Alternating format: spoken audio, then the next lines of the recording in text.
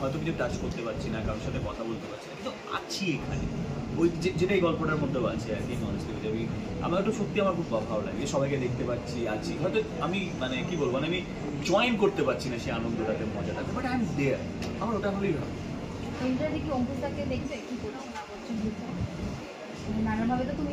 না না, আমি কেন আগে বলবো? আমি কেন আগে মরবে বলিনি, আমি বলছি যদি ভূত হও কখন, তো ভূত মানে ও বলতে যে মরবে না, জ্যান্ত ভূত। It's a new way of, you know, science has evolved জ্যান্ত ভূত.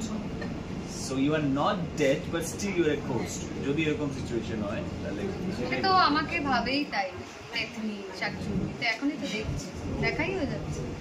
হ্যাঁ, বাট এটা ঠিক যে আফটার ডেথ আর কি ছাড়বো তো না, ঘাড়েই বসে থাকবে।